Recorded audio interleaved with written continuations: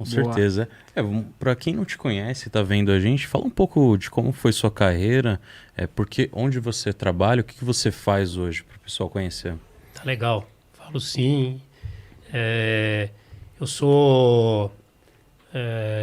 Trabalho no mercado financeiro já faz 25 anos. E eu, na verdade, sou filho de europeus. Meus avós fugiram da guerra e vieram tentar, como várias famílias europeias, tentar a vida no Brasil. E meu pai, meu avô, se formou engenheiro civil, se formou fora do país, aí veio tentar a vida. Meu pai também se formou em engenharia civil aqui em São Paulo. E eu, a terceira geração, tava já não tinha nem escolha. Eu tenho duas irmãs e sou o filho mais velho, então tava na cara que era para fazer engenharia e aí não tinha opção nenhuma, né? Seguir a linhagem, né? Exato. Aí diz a história, né? O avô constrói, o pai solidifica e o filho quebra. Mas eu não consegui chegar lá, pessoal. Porque no meio do caminho quebraram meu pai. Nem meu pai quebrou, mas quebraram meu pai. A gente vai falar sobre isso um pouco, uma estatal aí, que até está na Bolsa de Valores. Mas a história é essa. E aí meu pai, engenheiro civil, e eu também, eu gostava, ia com ele nas obras e queria seguir carreira. E aí fui fazer a engenharia e exatamente nessa época, no começo dos anos 90, o mercado financeiro era muito pequeno ainda e eu, no terceiro ano da universidade, o meu pai, que sempre fez obra em indústrias, tinha uma empresa legal, que era o nosso sobrenome, e construía para várias indústrias de papel e celulose, de indústria automobilística, de todo tipo de equipamento pesado, e não fazia residencial, prédio, apartamento, era mais indústria. E aí apareceu uma obra de uma empresa de petróleo, lá em Cubatão. Uma empresa famigerada. Uma empresa que já machucou bastante gente. E aí surgiu a oportunidade do meu pai fazer essa obra. Era a primeira obra estatal, para uma estatal que meu pai iria fazer, mas naquela época as coisas não estavam tão fáceis. Eu lembro muito bem, eu tinha meus 18, 19 anos, o meu avô, meu avô e meu avô dizendo, já tinha um câncer, não era terminal, mas já estava doente, e ele falava para o meu pai: Pedro, pensa bem, nós nunca trabalhamos para esse tipo de empresa, é meio complicado, tem muito acordo, a gente não sabe com quem lida, e a gente sempre foi uma família meio que do bem, sabe? Sempre coração bom, não tinha muita sacanagem, não mandava dinheiro para fora, não escondia as coisas, não sonegava imposto, sabe? Tinha um monte de coisa errada, né? Que no passado era mais fácil fazer. Meu pai nunca fez, sempre foi um empresário do setor que era um cara admirado, assim. Você fala no nome do meu pai, acho que era um cara que virou uma referência, vivo ainda, e trabalha ainda no setor, tem seus 73 anos, e é um cara que eu admiro muito. E aí ele foi fazer essa obra e no meio do caminho essa empresa não pagou. Parou de pagar no meio do caminho e ele tinha uns 300 funcionários lá, contratados pela empresa dele, mão de obra, de construção civil. E, de repente, essas 300 pessoas, com certeza, o cara que está trabalhando lá, a esposa e mais 2 filhos, pelo menos, né? Uma família. Então, basicamente, ele sustentava 1.000 pessoas, talvez, naquela época. E era muito tempo atrás, né? 30 anos. E aí não pagaram. E aí não pagaram, mas o pai não tinha como pagar os funcionários e, de repente, do dia para a noite, imagina que a empresa ficou insolvente e teve 300 processos trabalhistas, porque não receberam, e tá certo, né? Então eles não iam atrás, primeiro, de quem não pagou, né? O cara final, que não pagou o meu pai. Eles iam atrás de quem contratou. E a gente, com o oficial de justiça, dia sim, outro também, no pescoço, lá na nossa casa, penhorando tudo e levando todos os bens do meu pai, né? Você não pode, na época, não podia tirar a casa, né? Que é onde você mora, acho que a lei ainda assim. Mas tudo que ele tinha, e a gente tinha uma vida boa, eu estudei em escolas muito boas, viajava para fora, tinha um carro bom quando me formei, e aí assim, a gente vivia bem. E de repente a gente perdeu tudo. E nessa época, né, é que eu resolvi, que eu acho que é até a parte legal da história. Eu tinha alguns amigos que já faziam engenharia comigo e estavam no segundo, terceiro ano da faculdade, mas estavam estagiando no mercado financeiro. Fazia estágio. E um deles, eu comecei a operar um pouco de ações na física, como vocês, né? Assim, me interessar por investimentos. Naquela época era muito... Você não tinha internet, você não tinha nada para pesquisar, era muito difícil. Mas tinha uns cursos ali na Alameda Santos, de um pessoal legal, que chamava Profins, a empresa, Amado e Associados. Gosto, pô, faz anos que não vejo, mas espero que estejam bem. E esses caras davam uns cursos legais. Como investir em ações, formação de trader para instituição financeira. Eu falei, pô, peraí, meu pai estava meio chacoalhando aqui, eu quero ajudar ele, estou ajudando, mas eu não sei como é que vai ser o dia de amanhã, né? Deixa eu me preparar. Aí comecei, né? Terminava a faculdade e aí no final do dia ia lá fazer os cursos. Comecei a me interessar bastante por investimentos e tinha alguns amigos trabalhando já. E aí, isso em 1999. E meu pai todo ferrado, tendo que pagar um monte de acordo trabalhista e não tinha de onde tirar dinheiro. E também eu era jovem e ainda não ganhava dinheiro, então, assim, eu não podia ajudar muito. E os bens, todos, tinham sido penhorados, tinham sido presos, então eu não tinha dinheiro para bancar, assim, tinha que pagar as contas, né? Então, a vida foi difícil ali, foi uma mudança muito drástica. E de repente eu me vi nessa época com um amigo meu, né? Tava lá com ele, é um cara que eu gosto pra caramba. E o cara chega pra mim e fala: Ó, tem uma empresa aqui, uma corretora pequena, que tem um tal de Fundo Verde, que tem um tal de Luiz Stuhlberg que toca. E essa corretora, 1999, tá procurando gente pra trabalhar lá, pra operar ações na mesa de bolsa da corretora. Aí eu falei, pô, vai você, né? Ele falou, mano, eu já trabalho em banco, você sabe e tal, eu tô feliz aqui. Ele trabalhava na área de crédito de um banco com sede no Rio de Janeiro. Um cara muito legal, um cara meu amigo até hoje, grande amigo, grande pessoa, o maior coração que eu conheço. E aí, falei, pá, me apresenta lá pro cara e me dá o contato. E aí eu fui, né? Antes eu conversei com meu pai. Falei, pai, tem uma entrevista, não sei o que vai acontecer da minha vida, mas eu acho que tá na hora de, né? Depois de 1, 2 anos tentando te ajudar aqui, mas você tá com um monte de problema, então a gente tinha aberto uma outra empresa no meu nome para continuar trabalhando, mas pequenininha, para ele sobreviver. E a vida tava dura, né? E ele sofrendo bastante.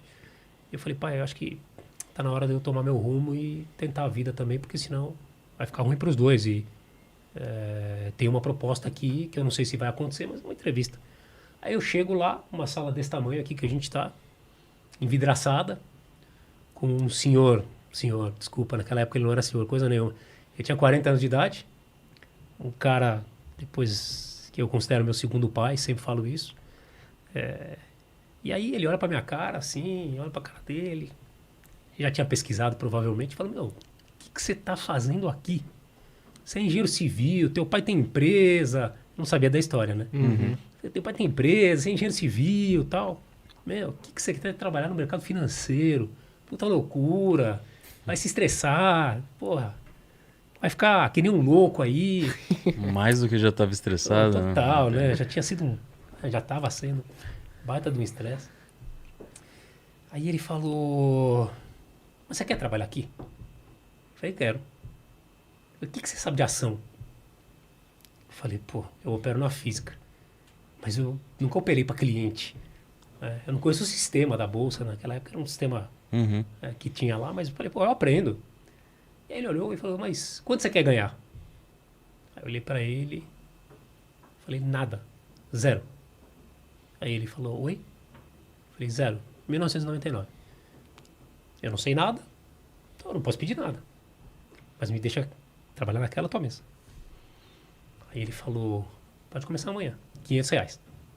E aí, por R$500, o cara, de nome Eduardo, um dos sócios da Red Grifo na época, cara maravilhoso, e junto com os outros 3 sócios que são pessoas espetaculares também, ele era meu chefe e me contratou para trabalhar. E aí eu sentei numa mesa de operação, nos anos 2000, 99 para 2000, e atrás de mim tinha um cara que chamava Luiz Stuberger, com uma equipe dele, que tinha um fundo verde naquela época, para vocês saberem, hoje jamais uma corretora pode ficar do lado de uma gestora, Sim. porque tem conflito de De interesse, interesse. porque você vai ter informação, tá tudo separado, chama Chinese Wall, né? Sim. Você tem que ter um muro separando e tal. Isso foi implementado logo depois, em 2001, 2002, ali na empresa. Mas quando eu cheguei, as coisas eram muito... o fundo era pequeno, então não tinha muito essa separação. E eu comecei a operar lá para eles também, e para uma outra turma, que são grandes amigos. E o fundo tinha 60 milhões de reais de dinheiro de clientes. E hoje eu posso estar enganado, mas eu tenho certeza que o fundo tem 50 bilhões de reais. Sim. 50 bilhões. Tem 50 bi. E o Luiz é o grande cara do mercado, é um dos gestores mais... É a maior referência, né, na gestão de fundos de investimentos. E é legal porque você teve um ponto de inflexão bem pesado, né? De ter uma vida já estruturada com o negócio do seu pai, da sua família, e teve que tomar uma ação. Eu acho isso interessante porque, igual, quando você chegou, você falou, pô, eu não vim da favela tal. Porém, as histórias das pessoas muitas vezes é parecida. Por quê? Porque todo mundo tem problema. Então, talvez o ponto de inflexão que você teve foi quando a empresa do seu pai quebrou por conta de uma estatal, né, que infelizmente interrompeu o pagamento. E eu não gosto de estatal, não invisto, eu sei que é complicado, né, principalmente no Brasil. Então, na hora de decidir mudar de ramo, é um ponto de inflexão importante, e mesmo com 18, com 20 anos, você teve que fazer. Assim como o Murilo teve que trabalhar com 16, eu com 14, porque no final, se a gente tiver um problema na família, a gente tem que resolver. E você queria ficar bem para não ficar os dois ruins e no final não dar em nada, né? Foi, Vinícius. Assim, acho que um dos ensinamentos, né, que a gente tem aqui é... Pô, olhando para trás, tinha a chance de ser um baita de um filhinho de papai mal acostumado, sabe? Uhum. Porque eu ia trabalhar na empresa, ia tocar, talvez ia ganhar meu dinheirinho, mas as coisas iam vir mais fáceis. Sim. Então, quando eu entrei lá na Reding Grifo, que é a história mais legal do mercado financeiro dos últimos 20 anos aí, talvez como uma XP agora, né? Essa história muito linda que a XP fez também. O BTG teve uma história legal, uma trajetória legal. Mas a Grifo foi a primeira, foi a precursora. Era uma empresa muito legal de trabalhar, com gente como a gente boa, com qualidade e também com um DNA muito parecido. Assim. Então isso é muito importante, você ter pessoas Sim. parecidas. E lá, que é uma coisa legal, quando chegava gente nova para trabalhar de outras áreas, eles chamavam os chefes de área, e aí depois de 2, 3 anos eu já virei chefe da minha mesa de operações, eu cresci bastante lá e continuei operando ações por muitos anos.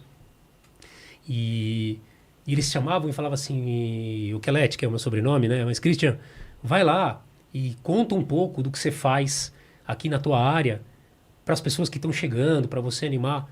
E eu falava que é um pouco do que você está falando aqui, Vinícius. Não, eu não vou contar o que eu faço aqui. Eles vão aprender, eu chamo lá um dia, eles sentam do meu lado e eles vão entender. Mas eu vou contar a minha história de vida. Porque talvez, se meu pai não tivesse quebrado, eu estaria numa situação muito confortável e aí eu tive que me mexer, sair da zona de conforto. E a coisa mais interessante é que muita gente aqui, que está começando, sai do zero. Sim. E a gente aqui, eu no caso, estava saindo do menos. Porque meu pai tinha uma dívida e eu pegava todos ou grande parte dos pagamentos iniciais que eu ganhava de bônus lá. Não era nada de grandes valores no começo, mas eu ajudava o meu pai. Então tinha uma conta para pagar ainda. Então eu saí do menos, né?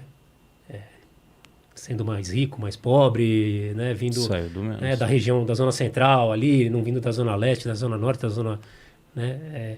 Eu vim da zona oeste. Mas as dificuldades também eram, assim, foram grandes. E eu contava essa história. Eu falei, eu saí do menos e a vida, né, trouxe dificuldades, mas eu soube superá-las, né? E essa é a minha história de vida, porque eu ajudei meu pai a tentar pagar as contas. Ele teve dificuldades por muitos e muitos anos. Mas se não fosse essa situação, eu talvez não teria caído lá. E aí lá foi a história mais legal do mercado financeiro da década dos primeiros 10 anos do 2000 a 2010. Talvez nem teria evoluído tanto que evoluiu hoje se tivesse naquele segmento, né? Porque o setor de construção ele é muito legal, muito promissor, porque a cultura brasileira, né, é de de imóveis. de ter Só que no caso uma da casa, empresa né? do seu pai nem era no residencial, era para indústria, então não estava correlacionado e o risco era alto, né? Se vocês tivessem pegado mais clientes estatais, poderiam ter mais problemas. Então no mercado financeiro, quem não é legal que você foi acolhido no mercado e aprendeu demais, né? Foi um aprendizado. Eu estudei lá um pouco, fui aprendendo. E aí pegava uma malinha, ia lá para o Rio de Janeiro. E aí, né, eu como começo de carreira, bom corretor e também tinha nada para perder, ia bater na porta lá dos grandes caras do mercado, né? Então tinha o Luiz Stuberger, tinha o Verde lá, que já era da casa, mas estavam aparecendo as gestoras novas. Então tinha uma tal de Dínamo, que tinha nascido já há algum tempo, mas não era tão grande. Eu fui lá, bater na porta dos caras e os caras me receberam extremamente bem, fiz muitos amigos lá. Então tinha, posso falar vários nomes, IP, a Arx, depois virou Trust, né, agora do Bruno, o BBM, que aí teve os seus filhotes e tem o Léo Linhares da SPX. E eu posso falar N nomes aqui, todos grandes amigos, grandes gestores. E eu acabei construindo isso meio que na raça mesmo, ir lá e dormir em hotelzinho do centro no começo, no centro do Rio de Janeiro, e ir lá atrás dos caras e falar, pô, vem operar comigo aqui, você opera a Bolsa Brasileira, a gente tem uma corretora legal, tem uma história legal, e, enfim, vou tentar te ajudar, sei lá, estou começando a trabalhar aqui, mas tenho vontade, estou estudando um pouco. E essa foi a minha história, entendeu? Então essa trajetória foi construída muito em cima da história do meu pai, de ter que sair da zona de conforto, mas saindo do negativo, eu diria. E aí construí, virei sócio da Reding Grifo.